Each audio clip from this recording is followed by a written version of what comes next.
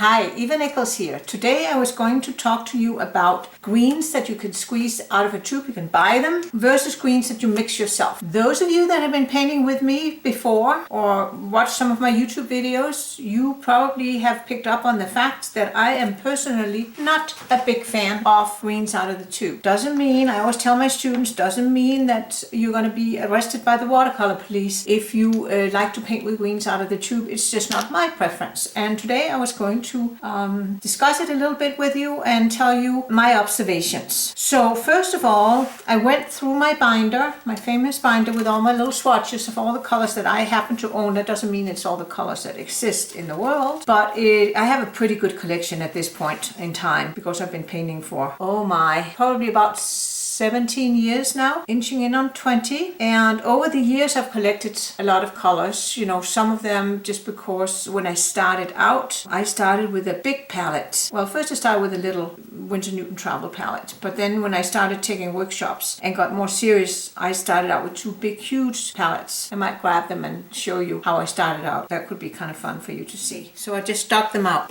They're in my cabinet and I haven't had them out for years, but they're still good. So I had two palettes, huge palettes like this. One with warm colors and one with cool colors.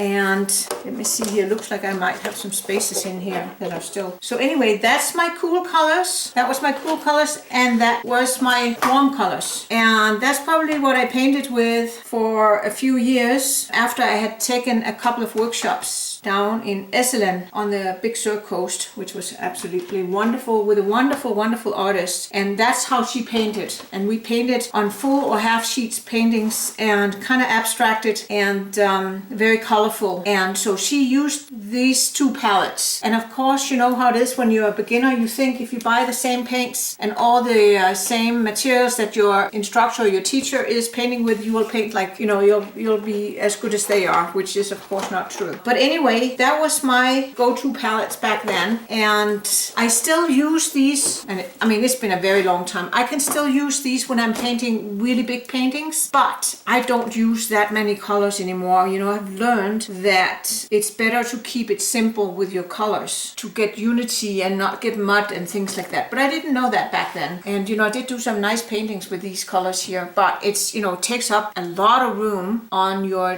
table or in your studio if you paint with these big palettes. So I also have another big palette, and I don't know when I put this one together. It couldn't be that long ago, and I most likely put it together for a class because I put palettes together in accordance with what the instructor is, you know, putting on their supply list, because I try, you know, if I go to a class, I want to learn something new, so I want to have pretty much the same colors they have, same brushes, and use the paper they use and use the techniques they use. That's why I'm, you know, you take workshops. But anyway, but here you can see I'm already no greens on this one.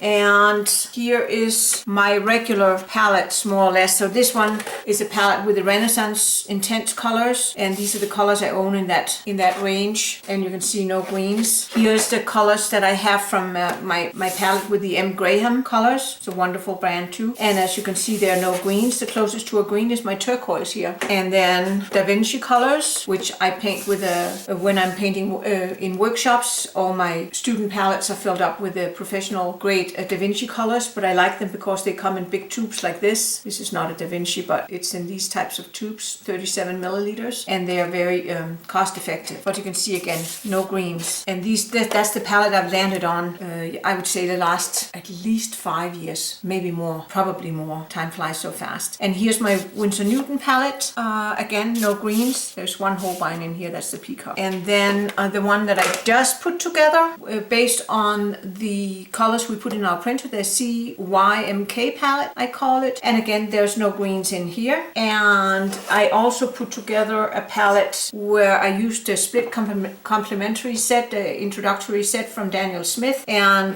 because it's a round palette, I haven't made the swatch card yet. I'm still debating how I do that best. I'll have to do it with a circle or something like that. But anyway, there's no greens in here either. But you can see on all my palettes, I have quite a bit of blue. Blues is they're overrepresented in most all of my palettes. If you look at it, have more blues than any of the other colors. You can see that. And even in this one, you can see. And I have also a lot of yellow. I don't use that much yellow in most of my palettes. Actually, often I'm fine with just transparent yellow. Anyway, that was a little review of my palette journey. So let me try and explain to you why I don't find it necessary to keep a green on my palette. And I think the easiest way is to, let's just look at all the greens that are out there. I mean, there's more than these, obviously. The most popular of the greens I see in people's palettes and I see painters paint with is a Sap Green. Here is the Sap Green from Mission Gold, and this one is the permanent Sap Green from Winsor Newton. And then the other color that I see a lot is the Hooker's Green from Winsor, this is Winsor Newton, and that looks like that. So it's a darker and it's a little bit bluer color. And here's another Hooker's Green from Mission Gold. When you have colors with the same names from different brands, most of the time there'll be a variance. So sometimes, just because you like a Sap Green from one brand doesn't mean that the Sap Green from another brand is going to be quite the same, and we all have our preferences. Then here is a permanent green number 1 from Holbein. I really don't like that one at all, to be honest with you. Then here's an olive green, it's a Winsor Newton color. Here's green gold from Daniel Smith. I really do like that green, and I have actually put it in a palette that I have as kind of like instead of a cool yellow, because it's very yellow looking, especially when you water it down. So it could go for a cool yellow. Here's a emerald green, permanent emerald green from Da Vinci, and that's also, I find, this is just in my, for colors to paint with, find it extremely garish. I'm not a fan. And here's a cobalt green from Da Vinci. I like it. It's kind of a blue green, and that can come in handy for tropical waters and stuff. And here's aqua green from Winsor Newton. It didn't have any pigment numbers on it, so I don't know exactly what it consists of, but I think phthalo is one of them for sure. But that's also is more blue almost than green. Here's a Viridian from Mission Gold, and here is Winsor Green, blue shade, and that's actually the same pigment, PG7, as the Viridian from Mission Gold. Then here's Phthalo Green from Da Vinci, so that's also PG7, so you can see 3 pigment green 7, and this is the variation. They're pretty close, but still not 100%. And then here is Phthalo Green from Daniel Smith, so that's also PG7, so I have 4 of those. So you can see that's the variation there, so that's a blue green. And then finally I bought this Cascade Green from Daniel Smith probably a couple of years ago now, and I bought it because I was watching a Jean Haynes video and she was raving about this color, and it does have an interesting effect of kind of splitting up into like a turquoisey and then more of a blackish green, so it can have some fun effects if you do it wet into wet. So that's why I bought it. It hasn't made it to any of my palettes. I'll drag it out once in a while when I feel like mixing it up and just trying something new. Anyway, so that's the greens that I own, and I just thought it would be fun to go through my color wheels here that I have made, and I dug out the ones where they have different blues and or a different yellow. I think all of them are actually a different blue, so it's just the blue that's the variance. And I just thought it'd be kind of fun to see if we can find these colors in the mix. So they are mixed, so this color wheel, the greens are transparent yellow and Antwerp blue. This one here is nickel Azo Yellow, which is also the same yellow as transparent yellow, just from M. Graham, and Phthalo Blue. And then this one here is nickel Azo Yellow or transparent yellow with peacock blue. And then here we have transparent yellow with cobalt blue. And then finally here we have transparent yellow with French ultramarine blue. So you can see the blues are the ones that change, and it's the same yellow on these 5 color wheels. So that makes it easier to also compare. It's not so many moving parts. Anyway, so here is our Cascade Green from Daniel Smith, and it is a 2 pigment color, so it consists of PBR7 and PB15. So that's pigment brown 7 and pigment blue 15, and pigment blue 15 is a phthalo. So that's Cascade Green. Can we find something that's pretty close to this one, wouldn't you say? So that's Antwerp and transparent yellow, and it's not that one. And it could also, not really. It's kind of, I could probably make it with a French ultramarine blue, blue, but I think that's pretty close to this one, honestly. Okay, so that was that one. And then we have Phthalo Green blue shade, and that's the one I had 4 different ones of. So we'll take them, well, actually 3, that's called 4. This one is called Viridian, this one's Winter Green, Phthalo Green, and then Phthalo Green blue shade. So they're not 100% the same, but let's see, can we find a similar one? I would say this here is probably our best bet.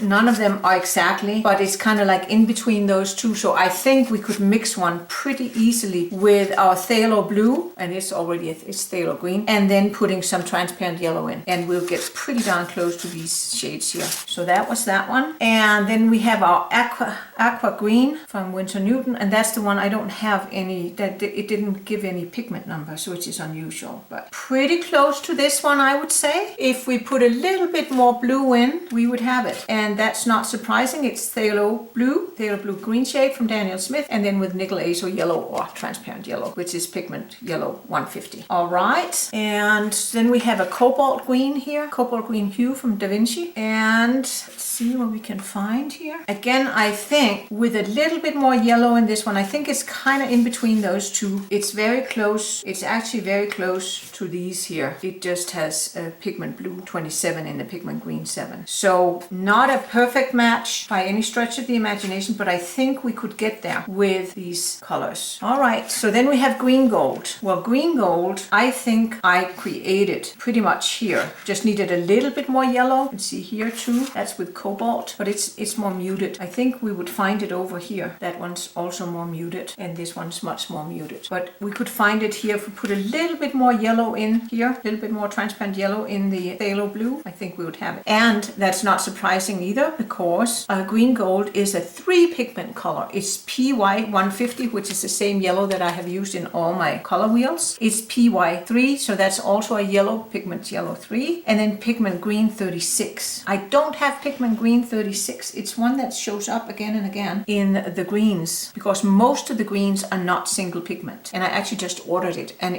PG 36 is a Phthalo Green yellow shade, I found out. All right, so that one we could make. And then we have our olive green. This one's from Winsor Newton, so you can see it's a much more muted light green, light yellow, warm green than the green gold. And where do we have something like that? Not quite, but closer. This one's even closer. See here? I think that's pretty close. This one's a little bit more brown, and that is not surprising. Here. Again, this one's a little bit more brown, and this one's too bright for sure. But this olive green is PY65, so that's pigment yellow 65, PB 15:6, so that is Phthalo Blue, and then PR101, PR, that's pigment red. So there's a little bit of red in this one, and that is why it's so muted. It's kind of brownish, and that's exactly what you use to tone down greens. If they're too bright and too garish, you put the complementary color in, and the complementary color to green is red, as you can see. Doesn't change. And here and here.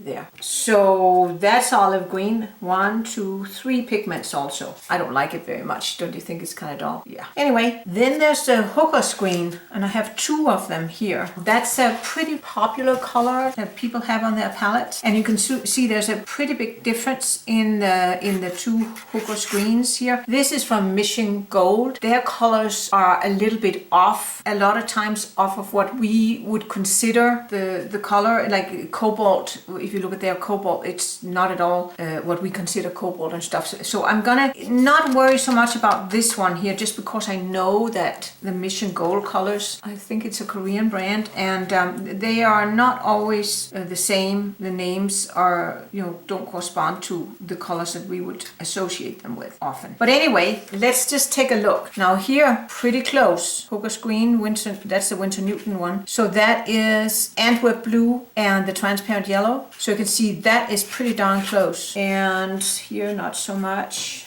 Down here, not really. I think this one's still a lot closer here. I mean, this could probably get there, and here, not so much. I'm just gonna put, well, I'm gonna tell you first. So this one is PY 110 and PG 36. So that's a pigment yellow 110 and pigment green 36. And that's that phthalo green yellow shade. That's half of component in the Hooker's Green. And if you go with a Mission Gold, they have 3 pigments in here. PG 36, which was the same as this Hooker's Green. And then PBR 25, that's pigment brown. And then PY 150, and that is the transparent yellow that we have here. So anyway, that was Hooker's Green. And now we come to Sap Green. There's the Sap Greens.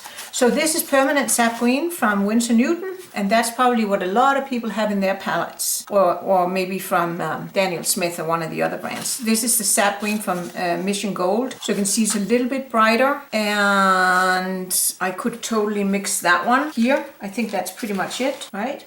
It's PG 36, PY 150, so that's pigment green yellow shade, so that's number 36, and then pigment yellow 150, which is that yellow there, transparent yellow, nickel Azo Yellow. And let's see the permanent Sap Green from Winsor Newton, which is not quite so bright. Let's see what we can find. I'm almost thinking here would be the closest. So that's Antwerp Blue and the transparent yellow. We could also get there here, I think, if we were in between those two. That's the Phthalo Blue green shade with the nickel Azo Yellow or transparent yellow. So that would not be too impossible. And then here we have permanent Emerald Green from Da Vinci. So there's white in this one. And then it's pigment green 36, which is the Phthalo Green yellow shade. So it's basically a green and they put white in, and it has this color here. I mean, I don't personally like it very much. I mean, I like it, just not for watercolor. Other than that, I think it's a beautiful color. The closest one would probably be over here, and I think we just would need a little bit more yellow in here to get the right color, and that is the nickel Azo Yellow with the peacock blue. And yeah, I think that would be the closest we could get to that one. And then we have this permanent green number 1. It definitely also looks like it has white in it, but it doesn't say. It has pigment yellow 3 and 53 and pigment green 7. Pigment green 7 is this one here. And that one, I think we would struggle a little bit with making that one. And I think it's that white in it that kind of throws us off. But yeah, I don't know. I think probably this one would be the best. That's peacock blue with the nickel Azo Yellow. Would probably be the best one. We just need a lot more yellow in it. I don't know. Between those two, I would say. All right. So that's the greens that I have. And so I'm going to do a little test. So I hope that I have now shown you that pretty much any of these greens you can easily recreate by mixing yellow and blue, which is, you know, the two colors that green consists of. And then if you want to tone it down, you put a little bit of the complementary color red in, and you have a toned down version, for instance, like you can see here in the olive green. The two ones that I think I got the least close to were these two, the permanent emerald by Da Vinci and the permanent green number 1 from Holbein. And both of these colors are quite opaque, and this one says it has white and pigment white number 6, and here has pigment yellow 3 and pigment yellow 53 and then pigment green 7, but it does have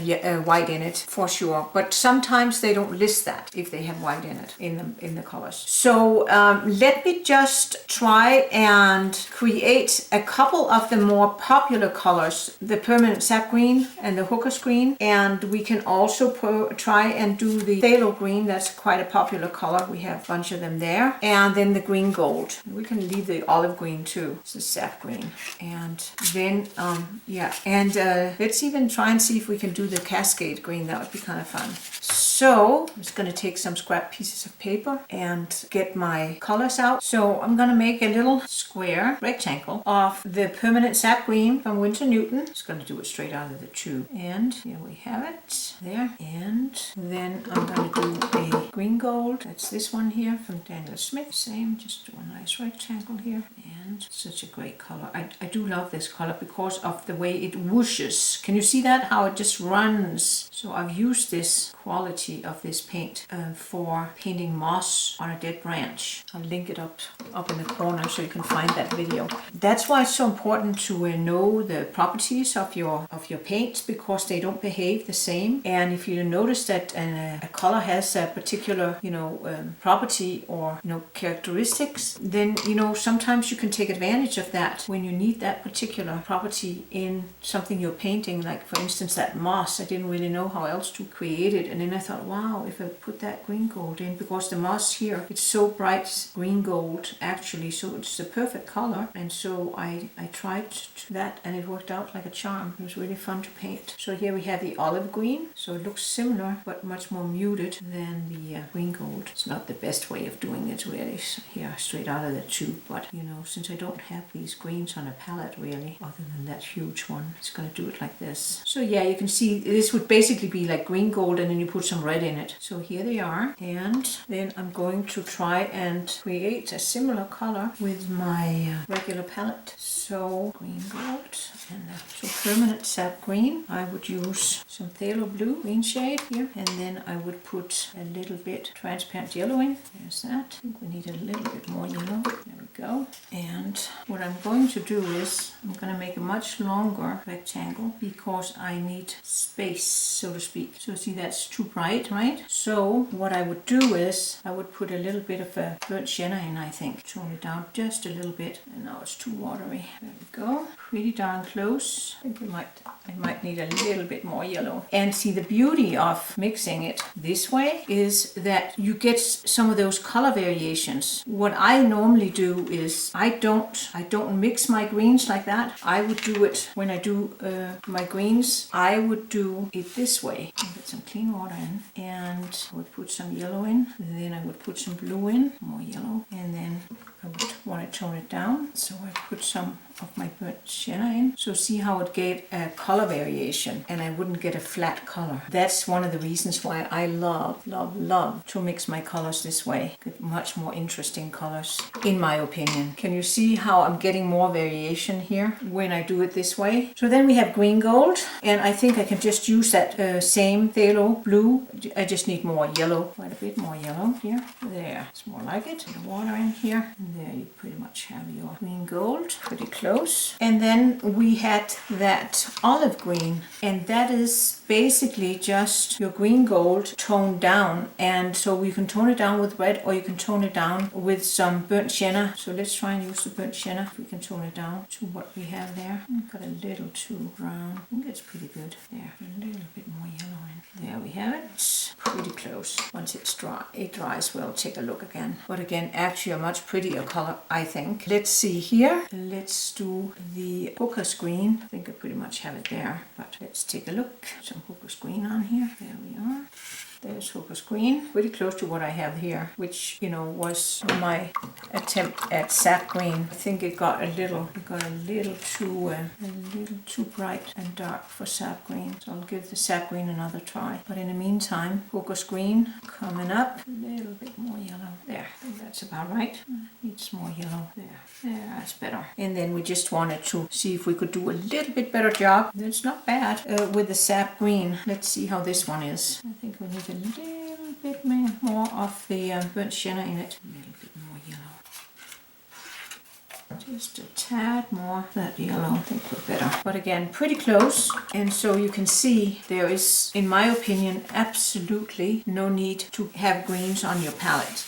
And I don't even find, because if you look at these greens here, this one I guess is okay. The permanent sap green is not bad for a natural color for leaves and stuff. But still, I think, you're better off trying to mix your own. Here you can see they're just livelier and they're not hard to mix at all. And I think the people that feel that greens are hard to mix are the ones that start out their painting career with having greens out of the tube. And then you don't get the feel for mixing your own greens. So why don't you give it a whirl? All you need, as you saw, is a yellow and maybe a couple of blues. And here I just used the same blue the whole way through. Now if there's other greens that you want to have and more muted greens, then like for instance cobalt blue or French ultramarine blue are very, very good. So I just purchased and got the Phthalo Green yellow shade from Daniel Smith, just to show you that green that is most mixed, you know, in all the greens that we discovered. So you can see here how it compares to the greens I can do with the Peacock Blue and the Nickel Azo Yellow. So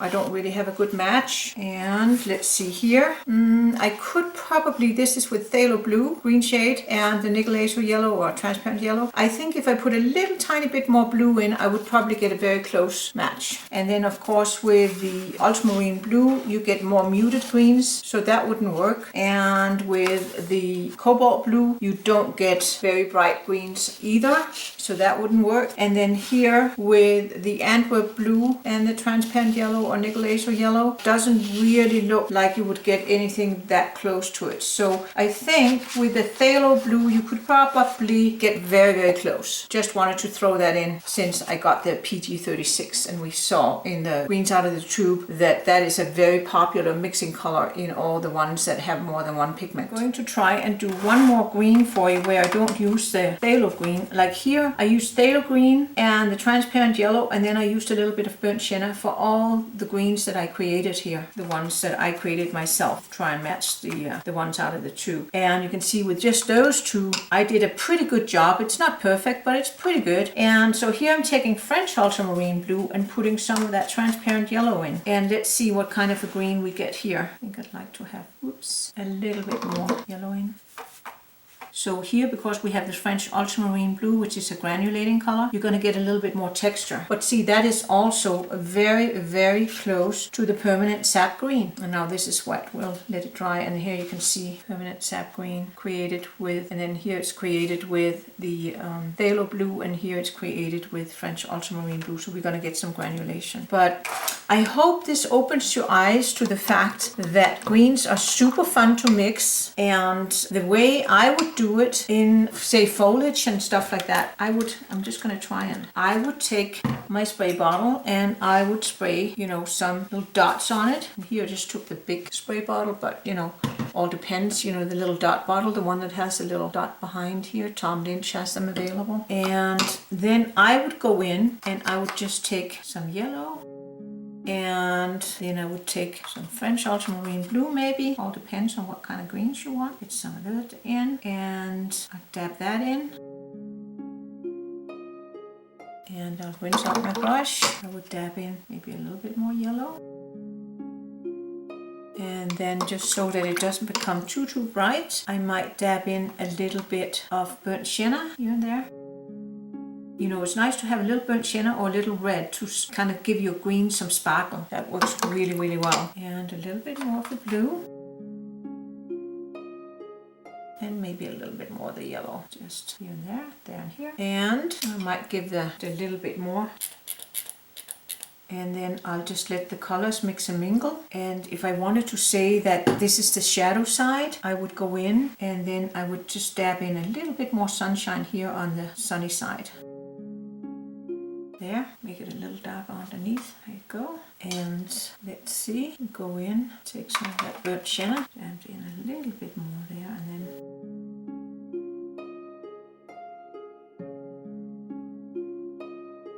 put some nice branches on our little tree here.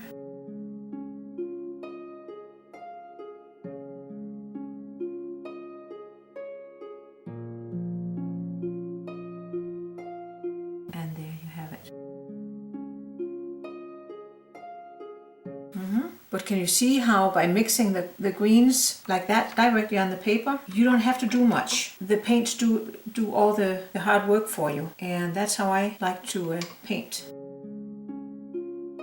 Go. So anyway, I hope this was informative and gave you something to think about. And I'm gonna paint a painting with green in my next art demo. So keep an eye out for that. And in the meantime, have fun, play with your colors, experiment and see what they can do for you. I hope you enjoyed this video, and please subscribe and hit the little bell to be notified when I upload a new video.